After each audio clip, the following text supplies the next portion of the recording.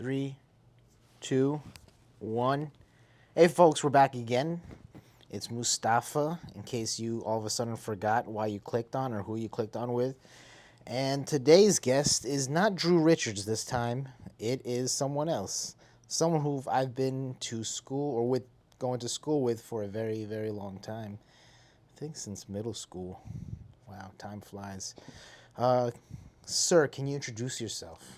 Yeah, I'm Joe Lupo. Moose, happy to be here, brother. Happy to talk with you as always. We always have great discussions. I work for a Bitcoin company called Coinbits, founded by another one of our friends, Maher Janadri and Youssef. And I'm the general manager of Coinbits Reserve, which is the fund for businesses and high net worth individuals. So we help individuals and businesses invest into Bitcoin and learn more about Bitcoin and just grow Bitcoin adoption across the world and show people what it can do for them. Now, if you guys didn't know, Joe works with Bitcoin. And I've been trying to get Joe on this podcast for a long time because, one, he's a great individual to chat with, and we have such long conversations to the point where it's like, I think we should pull out the microphones and talk about this. Joe and I, we agree and we disagree on a lot of things, but that's what makes this country amazing. Is because our butts aren't hurt and we don't get mad at each other. We just sometimes agree, sometimes strongly disagree. But to be honest, I kind of agree with most of the things Joe agrees with, so we're kind of on the same page. But getting back, Joe, all right, so for listeners who don't understand really Bitcoin, I've talked to a lot of customers and they're like, well, you can't touch it. It's not gold. It's not currency, but it acts like currency. What is it then? It's a great question. So Bitcoin is a form of digital money. Look at money as what I like to describe as a market good. We're raised to kind of just think of money as a fixed entity, fixed item that we're told, hey, these greenbacks here, this is money. There's no other option on the market. Use this and go as you please. But if we start to look at money as a market good, as we treat other market goods, say if we go and buy a car or if we go and buy groceries, we compare the characteristics of these certain items.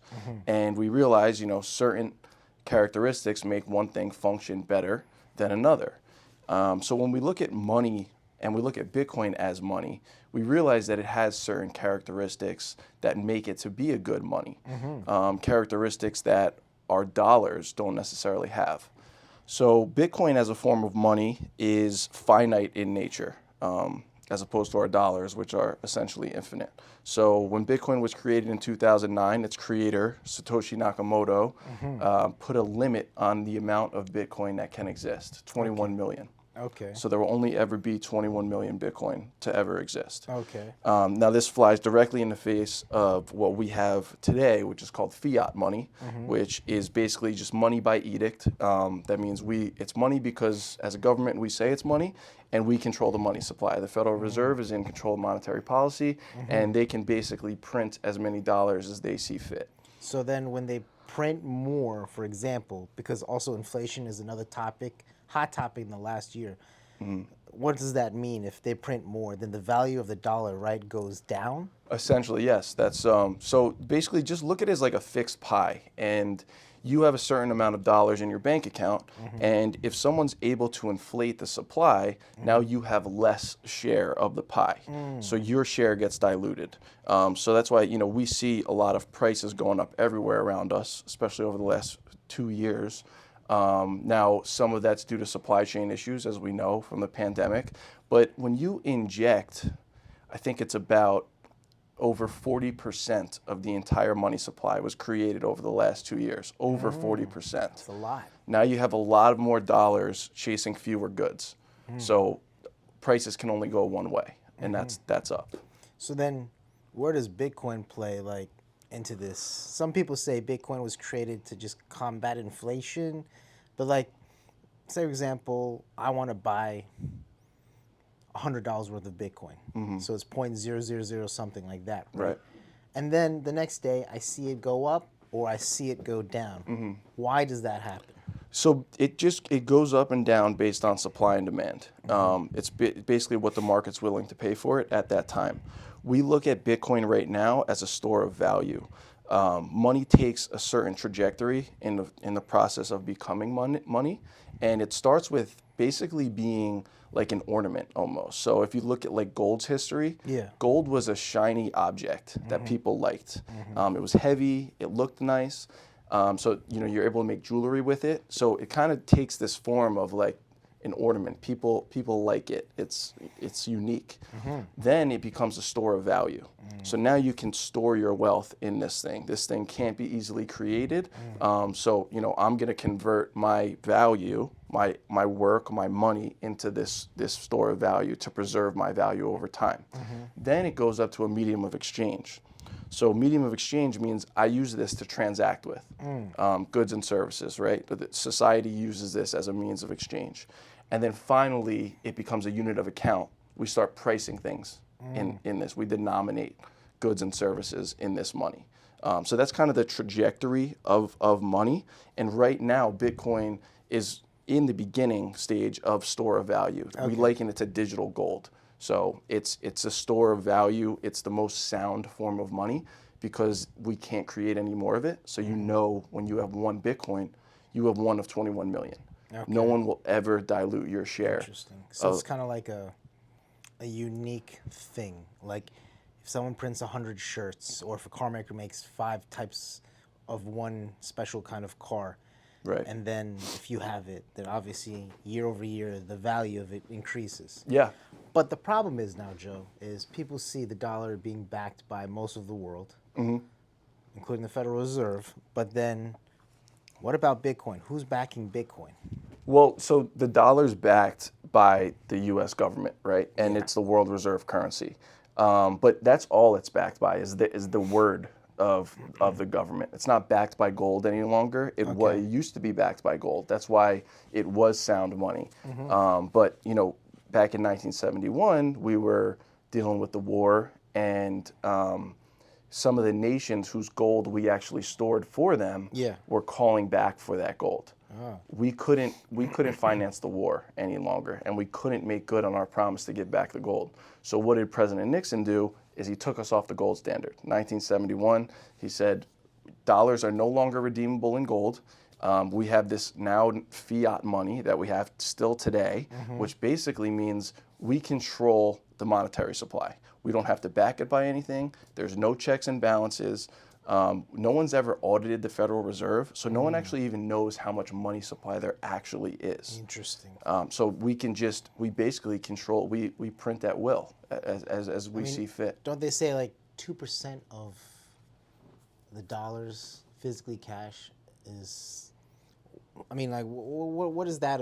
What did they say? Like, only like 2% is physical, the rest is in computers? Yeah, that's a great point. It's somewhere above 95% of the dollar is digital. And this is actually a great way to think about Bitcoin because, people think, I've had people ask me, with all this talk about CBDCs, right, central bank digital currencies. Yeah. And they ask, well, if they roll out a CBDC, then what's the use of Bitcoin? And this question, and this is obviously a new space for many people, new industry, new line of thinking for everyone. So obviously very sympathetic to not understanding these certain things. But a CBDC would only increase the need for a Bitcoin because now you completely wiped out physical cash and you easily increase the money supply with a keystroke, but also from a surveillance point of view. So if you are doing something we don't want you to do, if you espouse views we don't like, we can shut off your account. We're in complete control of it. It's all digital, and it's all held at the Federal Reserve. We saw this actually recently with the Canadian trucker protest. Yeah. You and I spoke about this a little bit before, but the truckers were protesting a vaccine mandate. I believe it was an international vaccine mandate. They couldn't go across the border. And, they finally said, listen, enough's enough with all these lockdowns, these mandates, like we're done with it. And most of them, I believe, were even vaccinated at the time, but they all kind of banded together to stick up for everyone. And the Canadian government decided retroactively anyone who participated in the protest or Yeah. even donated to the protest, we're going to freeze and seize your bank accounts. I heard they did the same to the family members too of these truckers. Yeah, exactly. And there was no due process, no legislative process. This was by edict. They said, we're doing this just because like, imagine donating to a cause. Yeah. And, a month later, your bank account's frozen simply because you sent a donation. So, this kind of control, this kind of mass surveillance society that we're heading towards, Yeah. Bitcoin is a protection against all of this because Bitcoin's decentralized. So there's no central entity controlling Bitcoin, controlling the Bitcoin network. It's all a bunch of nodes all across the world that all have to agree with each other by consensus. So no one can no one can inflate the supply. No one can tell you can't send your Bitcoin anywhere. You can send $1 million worth of Bitcoin at 2 a.m. on a Saturday night across the world to China if you wanted to. It's a bearer asset. You're in complete control as the user. And that's why it's so powerful, because it kind of brings back that sovereignty to the individual. So then think about this, Joe, right? So, what was it? Bitcoin was hovering around $3,000 for so long, and then it spiked to 19,000 all of a sudden. Why did that happen? That was a lot of. I remember, and this is 2017. So there was a lot of crypto craze going on. Everyone was getting on board with this new cryptocurrency, and it was a lot of pump and dumps, a lot of market manipulation. You had bigger players pumping up the price and then selling, and then fear. There's a lot of leverage in the system too. So it's an unregulated market. So you basically are able to buy more than you can afford. Yeah. And then with that comes dangerous risk, right? So if you get liquidated, if the price goes down to a certain position, you get liquidated, your entire position gets wiped out. So you see these massive spikes and these massive drops based on all of this activity and leverage in the network. So I remember that time. I was working in accounting at the time, and everyone was talking about cryptocurrency like all day long. Yeah. Like I remember like the partners getting mad because there was more of a focus on cryptocurrency than there was accounting. And so yeah, it was just like this wave of media, and it was just circulating. So everyone was getting involved, and then they realized that most of this is a scam in a way. I don't want to use the word scam, but That's what a lot of people think who are older in like accounting and the Right. banking systems. Even to this day, yeah. bankers think it's just one big scam. Right. Well, it's like when the internet came about. There was a bunch of websites that popped up, and then only a few remained after, right? And so that's exactly what's happening in the crypto space. Bitcoin came about, and all of these other companies kind of came about on Bitcoin's tails, and kind of riding that wave. But none of these other cryptos have the characteristics that Bitcoin has. They're not decentralized. They do have a single point of failure. There's a CEO behind them. They have headquarters. There's a team trying to get rich off of it. They have pre-mines, so they distribute coins, to people on the inside before they're accessible to the masses. None of these are Bitcoin, and that's why you see, a lot of these coins pop up. I think there was that show that was really popular, Squid Games, I believe. Games, Yeah, yes, and insane. someone I remember made a squid coin yeah? while the craze for Squid Games was going on, and I think it literally it reached like $1 billion in market cap overnight, and then crashed down to zero. So it was a crazy story. I might be wrong with the amounts, but literally overnight, and then crashed back down to zero because it's worthless. It's a hype coin. Yeah, I mean, so we use Coinbase in the beginning to do a lot of this whole holding and selling and stuff like that. Then Coinbase Wallet to keep it on the phone, so that way it's decentralized. And the good thing, what I see, is that you can research all these coins to see how much money is being distributed through each coin, how much is being pumped into it, being sold, and what is like the main reason for it. Right. Now, like people get confused. They're like, "Oh, it's on the Ethereum blockchain to Right. help this and that." And Yeah. I mean, a lot of people still don't understand it because they don't understand. Another thing which I want to ask you is like, all right, so what is blockchain and what is mining? Because people want to understand that before they actually put some money into Bitcoin. Right. It's a great question. So blockchain is a digital ledger. It's an accounting ledger, Okay. basically. And mining is the process through new bitcoins are created, but also through which transactions are verified on the network. Okay. So miners essentially act like financial institutions.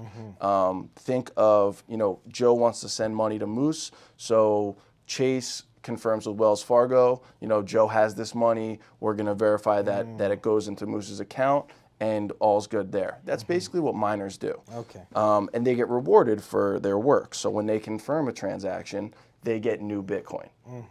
So they're paid through transaction fees and also new Bitcoin on the blockchain.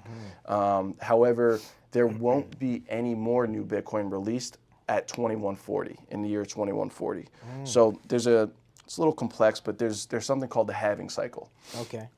Right now, 900 new Bitcoin are released every day. There's only 19 of the 21 million Bitcoin that exist in the world today. The other 2 million have not been created yet.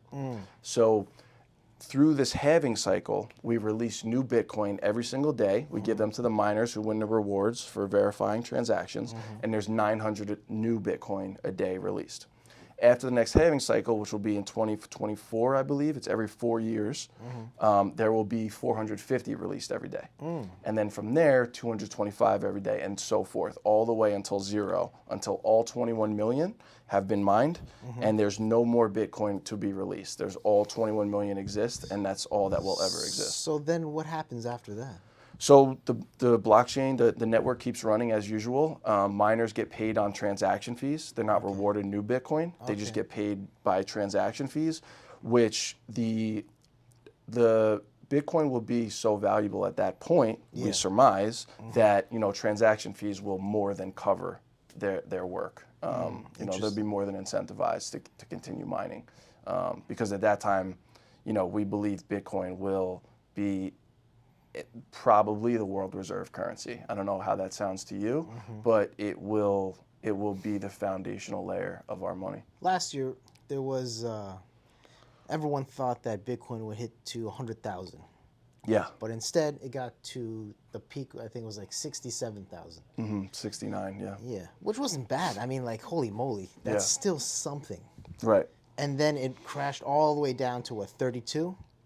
Yes. The new year. It went a little lower than that, actually. I think it went right below 30. Wow, really? Yeah. But then you compare that to last year, in the beginning of the year. What was it last year? The beginning of the year, I believe it was around like a little under 20,000. It was like Yes. maybe 18,000, somewhere around there. Yeah. What's interesting is that what's great with Bitcoin and the apps and everything, like Coinbase, is that like you can see the graph. Right. And it's been gradually going up. That's right. And then if you look at the micrographs, it goes up, down, up, down, up, down. Yeah. You know? Yeah, that's a great point. That's why, Bitcoin rewards people who have a long-term point of view. We call it strong hands versus weak hands, right? Or diamond hands. Diamond hands, they call it, right? Exactly. And so you're able to, the more you learn about the Bitcoin network and you learn about the fundamentals of it, and then you learn about monetary history and what makes a good money and what has made a good money historically, you build that conviction in Bitcoin. And through that conviction, you're able to ride with the cycles up and down, and you start looking at the downturns as an opportunity to acquire more Bitcoin. They call it buy the dip, right? Yeah. But once you realize how valuable this network is, how valuable this new asset is, and again, solely Bitcoin, not cryptocurrency, Bitcoin only, you can't get your hands on enough of it. So I'm going to be playing devil's advocate this whole time here, Joe, because most of the listeners, they're gonna just be like, I mean, I still can't back because, say for example, you go to a mechanic, right? And they're like just a small time mechanic, and they'll give you a cheap price. They'll fix your car. Something's still wrong with your car. Yeah. But then if you go to the dealership, they'll charge you an arm and a leg, but they're the dealership because they sell you the car too, and they'll get whatever they can, but it's going to be like an arm and a leg's worth, you know. So, like people are comparing that Bitcoin towards the dollar. I mean, also it's because of tradition too. It's a long time tradition of using cash for this to buy this. Right. But then you see the world changing because most people don't understand or hear the news about Bitcoin as much because obviously, you know, the media, mainstream media really doesn't talk much about it unless there's a huge pump and a craze. Yeah, then it's all over CNBC. Then it's all over all of it, you know. All right, so let's talk about then. All right, so for example. Well, actually, I have a good example for you, Tell actually, me. based on your question. So, you know, I came across this a few weeks ago. It's kind of like a thought exercise, I guess, and I actually did it with my dad. And it's very simple. So ask someone who's above the age of 30 about, you know, when was the first email they sent, if they remember. You know, Yes. just kind of a guess. And the likely answer will be the mid 90s. You know, by AOL, right? And that's exactly what my dad said. Actually, he said mid 90s. And then the next thing you do is you ask, do you know when the first email was ever sent? Do you know when it was? Early 90s? 1971. What? Yeah. So, you know, so what we can take away from this, and, you know, the takeaway is pretty incredible. So there was about a 25-year, give or take, period between when the first email was ever sent and between when email reached the masses, right? That they actually started using email for the first time. Bitcoin's 13 years old, right? And it's the fastest growing trillion-dollar network of all time. So it reached $1 trillion in 12 years.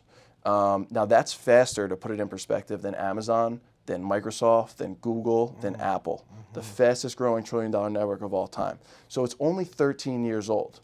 Now people are getting used to using this new form of money the same way they got used to using email, the same way they got used to using smartphones, you know, and everything else. So it takes some time, but I think we've seen, you know, especially over our lives, you know, the generation that we grew up in, how fast new technology can be adopted. But look at it this way, Joe, right? The main reason why people use credit cards or debit cards, because think about it, you know, the money says it's there, but you're not physically holding it. Right. Just like with Bitcoin, is that because the way to do a transaction is much easier than the way to do a transaction via Bitcoin. Do you think there will be a much easier, I mean, in my opinion, I guess because I'm a nerd, but I think it's just as easy. Yeah. So like, for example, I want to send you Bitcoin, right? So your wallet generates some kind of code or QR code, or a really, really long code. Right. And then you send me the code or I key, scan your phone. And then it says how much do you want to send, and then it says miner's fee this much, and do you accept and send. Right.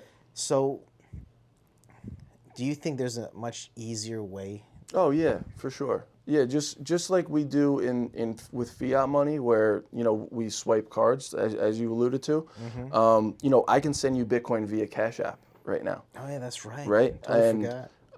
You know, there's actually a barbershop when we go down the shore. There's a barbershop literally in Toms River, New Jersey. They take Bitcoin.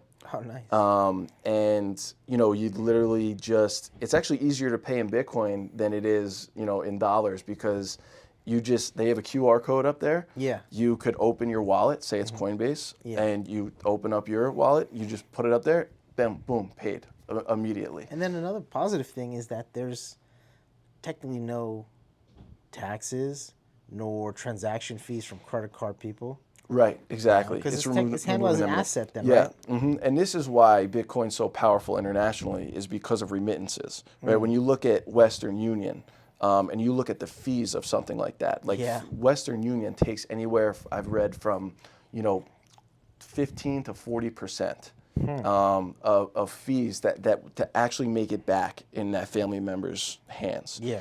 So when you eliminate that, all those middlemen, all of that money now is actually going to where you intended it to go, as opposed to that middle party, that third party. So that's why you see Bitcoin's adoption growing rapidly, and that's why a country like El Salvador has adopted it as a legal tender. First country to ever do that, and it's an official currency in El Salvador. So El Salvador. So then other places like I heard China, or not China, India is adopting it too, where you can hold it and also pay for some things, but not everything. Right. It's not going to be an official currency, but they're regulating it as opposed to just, they're basically putting their stamp of approval on it, like saying, hey, it's legal to use. It's not an official currency there. Not yet, as far as I know. But yeah, a lot of countries are, there's a race to be part of this adoption and this innovation. Of course. Right? If you push it away, I'll give you a good example. Last year, China banned mining. Yeah. And most of the miners actually were located in China. So what did they do? They shut down operations. 40% of the network shut down. Wow. And came over, and most of them landed in the USA. A lot of them are in Texas now. Really? So now the USA is benefiting from all those new jobs, this new innovation. Mining actually incentivizes renewable energy because miners are forced to seek like the cheapest energy around. So there's all of this research and development going on by Bitcoin mining. And now, China's loss is our gain. Yeah. But that's why, all right, so quick tidbit. Tesla holds, or they bought $1 billion worth of Bitcoin. Right. And yeah. it's obviously a lot more now than what they're holding. But the thing is that Elon Musk came out and said that we're not going to actually be dealing in Bitcoin until there's a much better way for it to not hurt the environment. Right.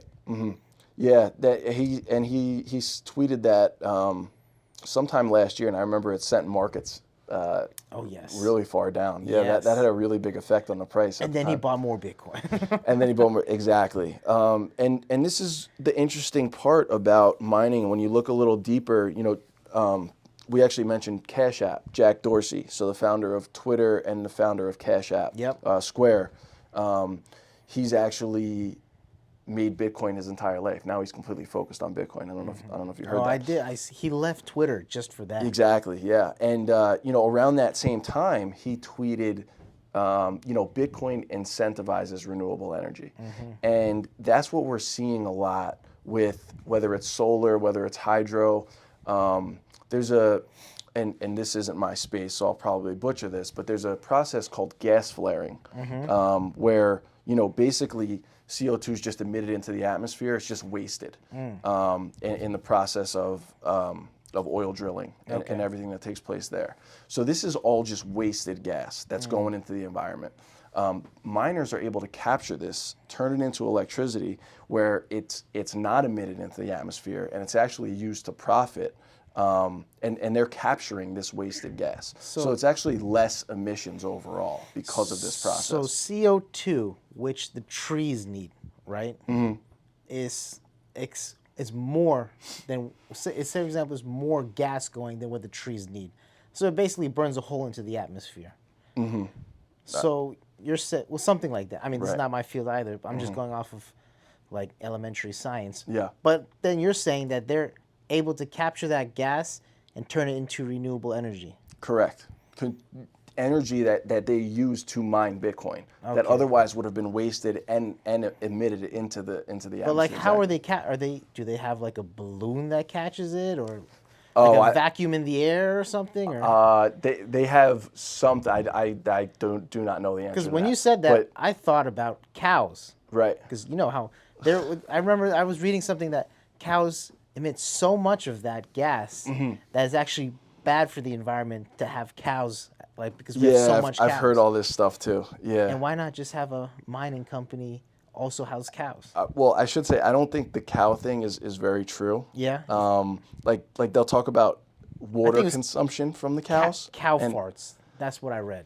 I heard that too Yeah. from I don't think I that's believe it real. was AOC or the Yeah. Green New Deal and Yeah. all that Cow stuff. farts, people. Cow farts. Yeah, that's really an existential threat, I guess, to us. Is I guess we have to eat more beef, Joe. yeah. We're gonna have to eat more beef for the good of the planet. Yeah, but no, to get back to your original question, miners, I couldn't tell you the exact process that the flare gas is captured. Yeah. I just know that it is captured and it's converted into energy, and it otherwise would not have been.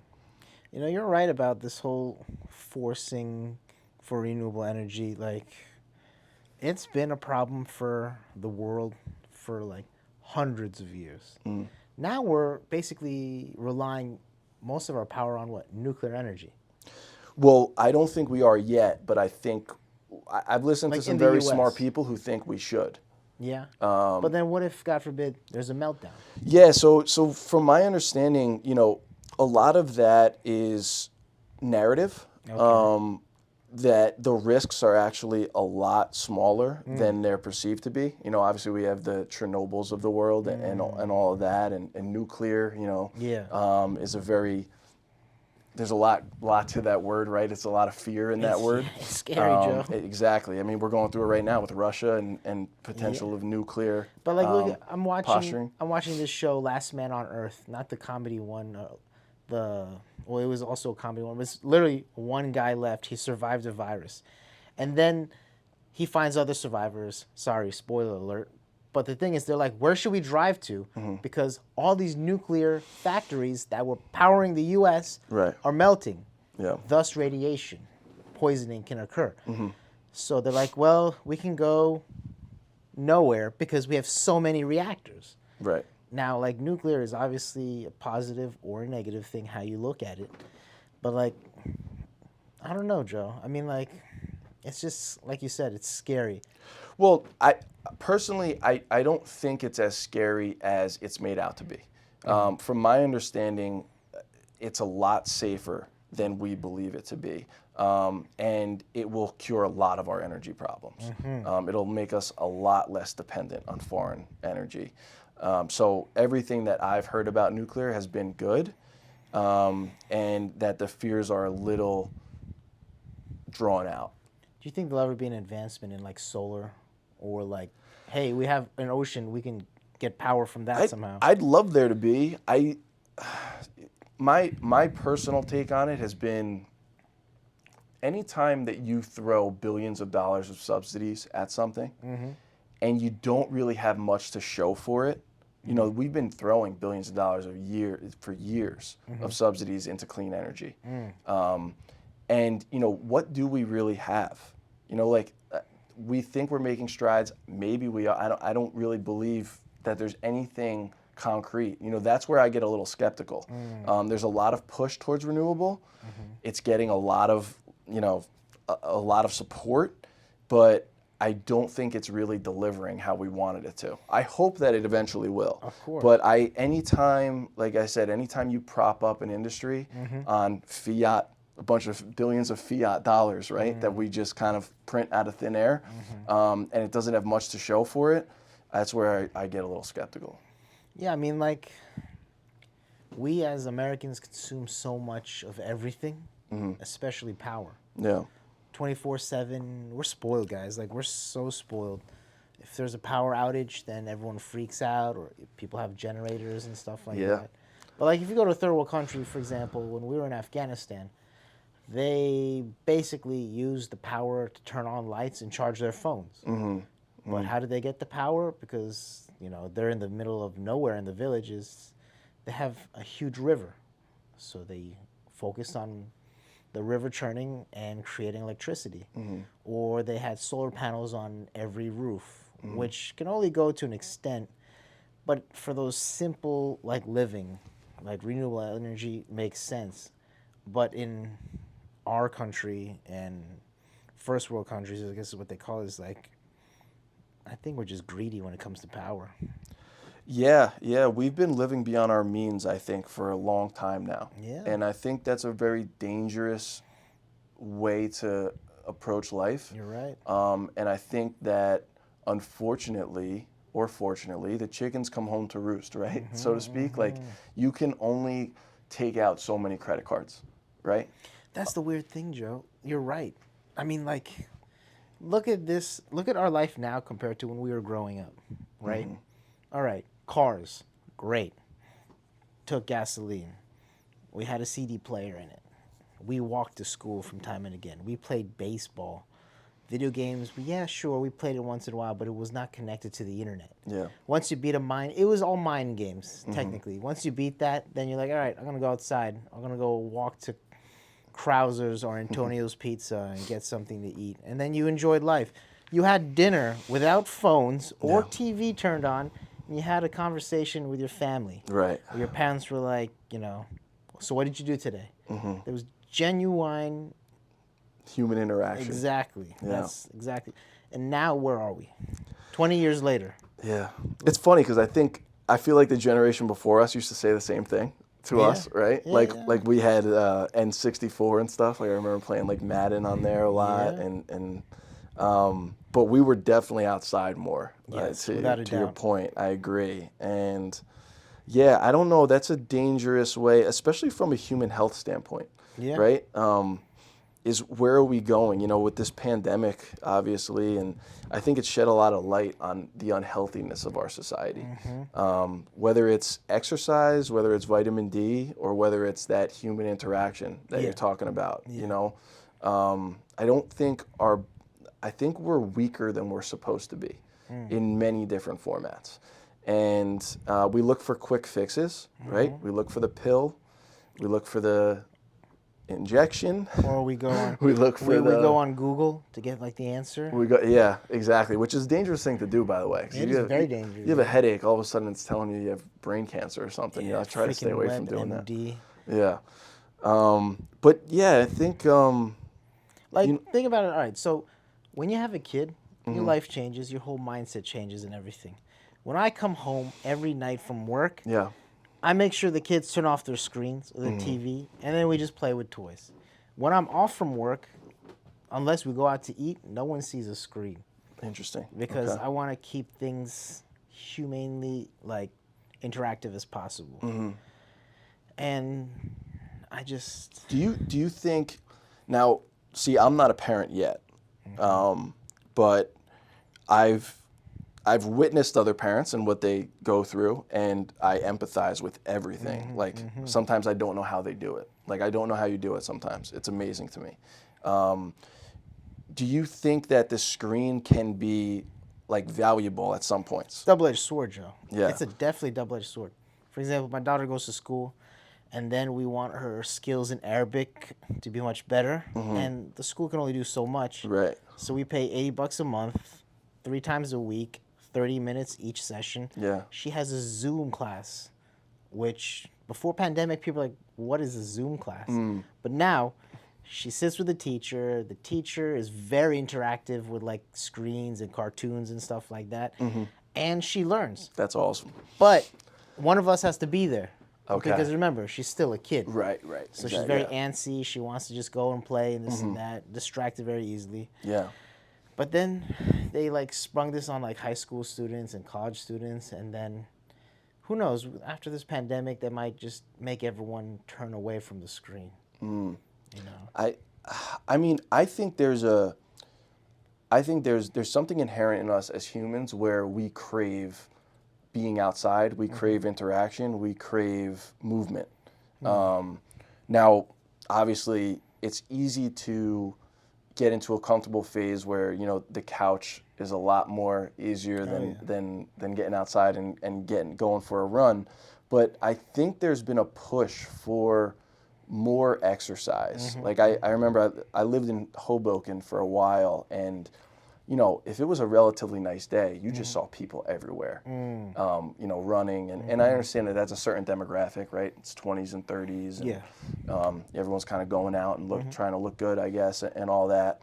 So I think there's something instinctual there where humans, they talk about this metaverse stuff. Oh my Like God. no one's ever going to go outside again or something. Yeah. I don't think that's the case. As soon as the pandemic ended, I just saw, you couldn't get a reservation. Yeah. Right? People have this desire to be out. But But I think a lot of the stuff that we do inhibits that. Like a lot of the food that we eat, it makes us lazier. It makes us unhealthier. It gives us less energy, less mental clarity. I just ate 2 bagels, and I'm like, this is the most comfortable. I know. I'm couch so I've ever mad sat at you on. for bringing bagels here. I've been resisting it. I feel only like for you so guys long now. need a little change once in a while in the office. Yeah. From, oh my God, someone brought bagels, to where did that picture of a cute cat come from? Things like that. I'll tell Maher we should work on that. Yeah. Well, I instead of bagels though, I kind of want lunch from. I want a nice kebab. Oh, from our sponsor, Hills. our sponsor, Hills of Herat, located in Martinsville. Shameless plug right there. And I will give it my full support. 5 stars, 10 stars. Amazing. Listen, if you guys can work on a laptop, Mm-hmm. feel free to come anytime lunchtime to the restaurant. We We will don't have do as that. fast internet, but We should implement that once or twice a week. I yeah, fully why not? agree. Why not? Yeah. But back to your instinctive point as a human being to go out.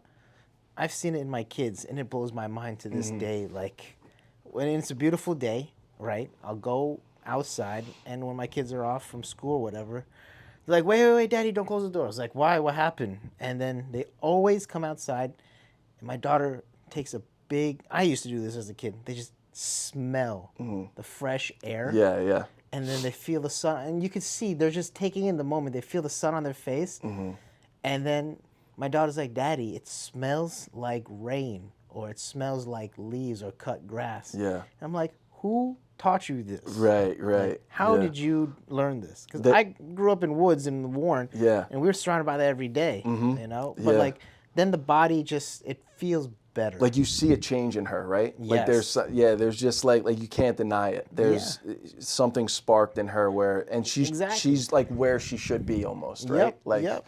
I mean, they call that also greenscaping, which is part of, they say that every human being needs a greenscape as development for the brain and physically too. Yeah. Go walking in the woods, enjoy the scenery, eat Yeah. a freaking apple from an actual tree for Right, once, things like that. Oh yeah, there's a bunch of all this, and that's what I try to do now. Like I love being outside, going for walks. I used to not, okay, I'm gonna work out and then that's it. But now Yeah. I put walks into my routine too. Oh, yes. And being outside, that vitamin D. I remember I got COVID actually in August, and one of the first things I did was, I know this sounds insane, but I went for a run outside. Like Okay. literally the next day. All right. And my wife wanted to kill me. The doctor that I spoke to said, yeah, you probably should not do that. Don't do that again. But it was a nice sunny day, and feeling the sun on me Yeah. and like that movement, it just made my body feel better. I had like a fever at the time. But it was just like, that was like some natural healing that you just can't replicate anywhere else. I mean, like, look at us. Now we're at this point in human history where we're indoors for our job. We're indoors because we think that we'd be happy if we own a house where we're indoors, getting a nice job, 9 to 5 indoors, and just staying corporate, whereas people thrive on moving around, Right. walking outside, just caring about themselves. Yeah, it's seeking that comfort constantly, and that's a really dangerous path to go on. Yeah. We see. I saw someone said the other day, and I remember Joe Rogan said this one time. Like, go to Disney World and look around, and you'll see just how unhealthy our society is. Oh my God. And someone said the other day, go to an airport. You'll Yeah. see. And unfortunately, that's true. We need to introduce some of this back into our lives. And I think, from a Bitcoin perspective, we look at it. We think money affects everything in society. Okay, so some of this policy was dictated by studies that were funded by government money. Yeah. Okay, and so for example, we have the food pyramid that we Yes. all grew up on. Oh, right? yes. How wrong that was. Yeah, exactly. And so we were taught growing up that the base layer of our food pyramid was grains, carbs. I grew up eating carbs before a basketball game. Yeah. And thinking that, okay, this is good for me. This is giving me energy, whatever. And growing up Italian in New Jersey, I mean, you Yeah. can't get away from the You carbs. can't. You can't. And but this is what we were taught was good, and then we were taught to stay away from red meat. I actually found out a little while ago in the 50s, it was widely known. This is by doctors that if you wanted to lose weight, Yeah. you should eat red meat. Interesting. Yeah, not stay away from it. You should eat more red meat. Like focus solely on red meat. And we've gotten away from that through bad policy and through a few other things. And I think looking deeper at why we do things and maybe changing up our lifestyle, like it's easy to see that things aren't working, right? And so you either do something about that or you just continue going on the dangerous path and ignore it. Yeah. I think a lot of times we're told not to believe our eyes almost. You know what I don't understand, Joe? First of all, like I've always wondered, why does government want to get involved in what I eat and what I don't eat? Right. Right. So from a money perspective, it initially came from hiding inflation. Okay, so look at inflation as like a spectrum, a vector. Okay, not what you pay for a bag of chips Yeah. the price doesn't necessarily inflate by the same rate that you pay at the gas pump. Okay, so you'll see maybe 2% inflation on your Doritos or something, but you'll see 50% inflation when you're getting gas, when you're filling up your gas tank. And this obviously goes through all goods and services of society. So basically, the stuff that we want and need most Yeah. gets hit the hardest. Okay, so that's where you're seeing like the valuable food, for example. Sorry to go back. I lost my train of thought there for a second. The most valuable food would be a ribeye, for example. Yeah. Really nutrient dense, right? Versus, like we said, the bag of chips. So you're going to see inflation hit those foods the hardest, as opposed to the cheap, easy foods like rice or corn. They're not going to be hit as hard. So how do you hide inflation? You get everybody eating corn and rice and chips. And this is the processed, easy to produce food that's heavily subsidized by the government, as opposed to, the New York strip that just went up 30%. Yeah.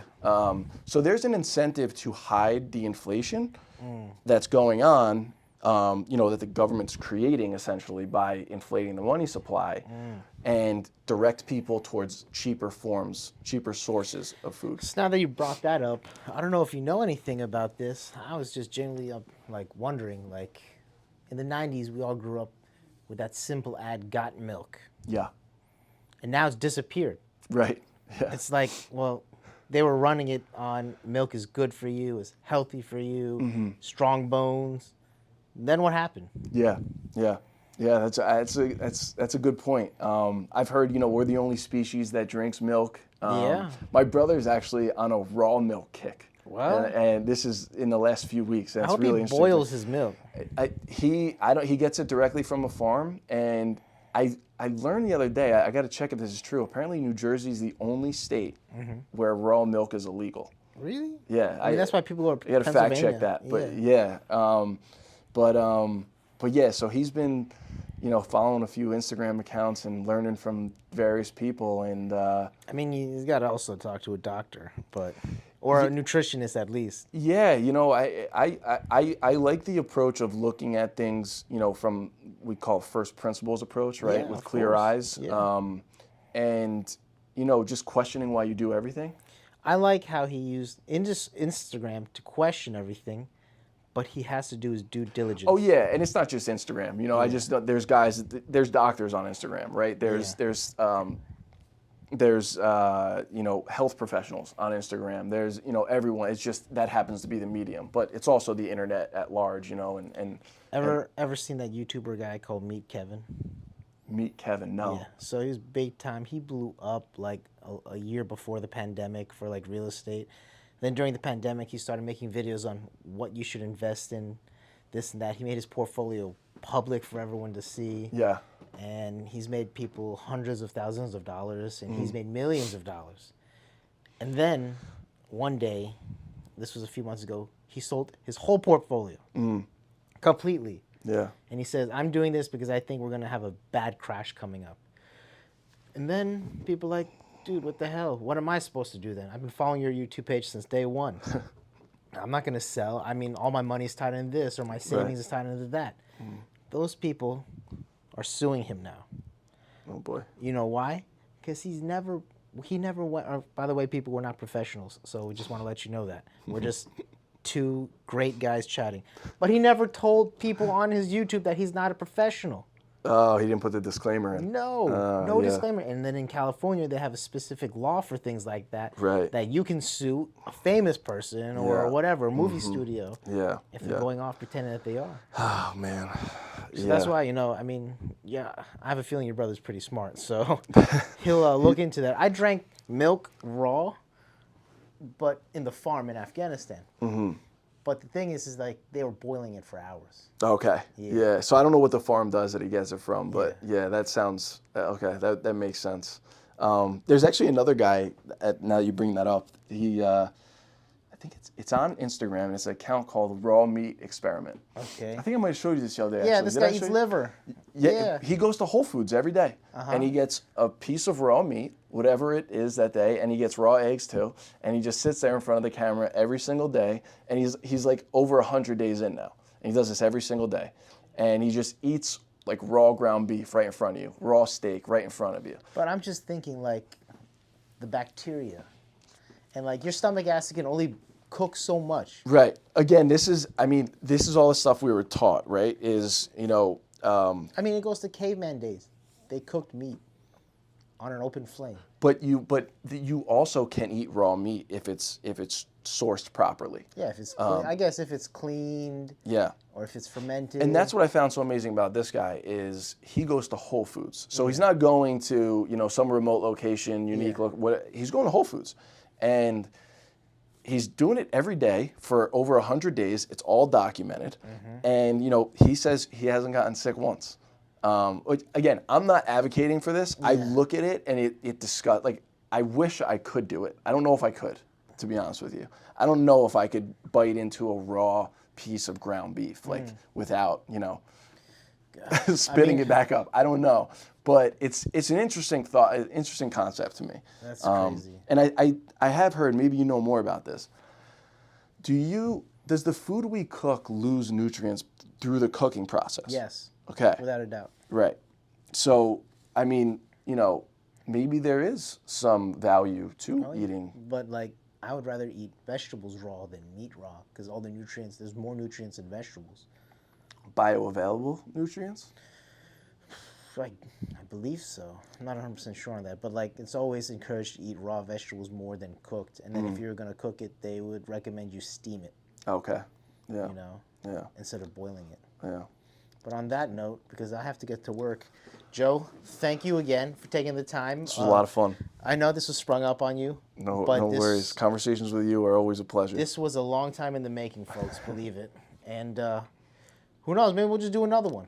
Maybe next week. Let's do it. We'll just look at the numbers, and if you guys are in high demand for Joe to come back, we could talk more.